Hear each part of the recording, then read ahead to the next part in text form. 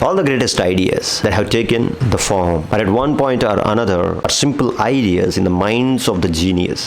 And how do you make the separation from a genius to the ordinary crowd? We often consider the genius as one specific percentage among 99 other normal minds. And what makes that 1% of the people so different that 99% of the people's lives become easy upon taking up the ideas that are actively put into the form by these genius minds? Let me not talk about the genius now, but let me talk about the process of entertaining the idea and how do ideas sprout. This is something that what I strongly believe in. So what I mean to say is that the great ideas taking the sprout. So it is exactly like a farmer, a full-fledged, dedicated, determined farmer who walks into his field on a bare foot, digging down the soil with a faith on the nature that the rain would come down, and by the time it touches the soil of his very field, he makes sure his land is properly plowed and tilled and the seeds of his desired crop are sowed in the soil. Process is so faith related that he sows the seeds into the soil with the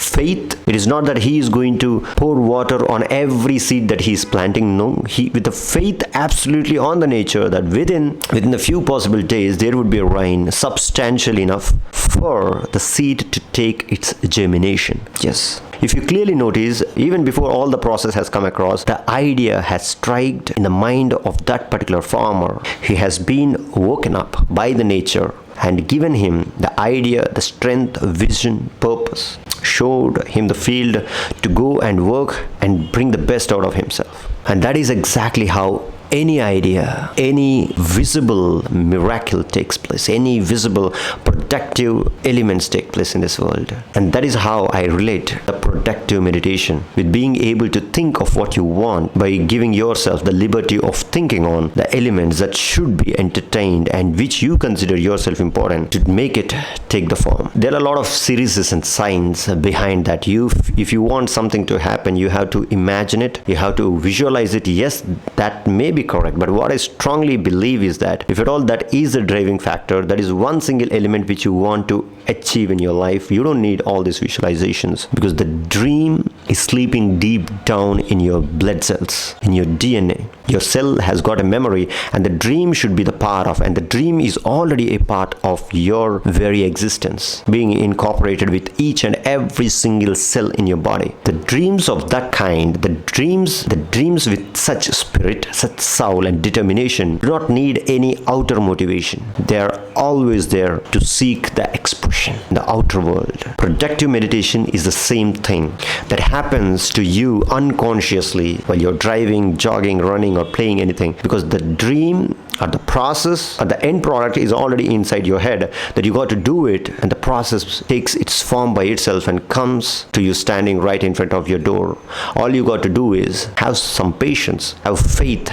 As I have just mentioned about the farmer, how he plants, how he sows the seed in the plowed land even before the rain touches the soil. With the same inspiration, you need to believe in the idea, keep meditating on it. At one or another point of time, you yourself feel demotivated, believing that this idea may not work with you, but still the world is not going to lose anything. Just put your soul and heart into it. Ideas, yes, they do need transformation. Ideas do change a bit. Ideas do take the mandate in the process, and that is how they function, and that is how they have to function. If one thing is not working, do not change the whole plan. Rather, change that particular thing which has to be changed in such a way that it still takes you, although it takes a little bit long, takes you to the end. The productive meditation is a wonderful technique that you need to concentrate on your highest goal, especially when you think you are on leisure, when you think you are not really working towards it, when you think that you are having complete freedom of being yourself. And that is where great miracles happen. You always get the idea correct when you're passively focusing on it rather than active focus. Active focus brings the stress and strain on your head when you believe that you're not really focusing on that thing, yet you're playing or you're running, you're jogging or you're watching a television. So try to focus on your things. Majority of the people fall into the category of thinking of the things only to the extent that they are supposed to think in a professional extent. But if you're someone who want to be different from 99% of the people, then you got to take it to the next level. You got to think of it every day, every night, every second of your life. The idea should become the part of your breathing, your living, your being, and your very existence at that point of time. The thoughts, what you're thinking, are no longer simple thoughts. They are the spirit-filled, lively words which are coming out of yourself to seek the expression. And you are the gateway to such magnificent ideas. So productive meditation. Is a beautiful concept of thinking of the subject on a daily basis, every night. And you should also have a clear platform in your head that you're going to welcome the ideas when they come as the instincts or omens. Because whatever idea that is coming across, it may not come in the full-fledged plan or blueprint to you.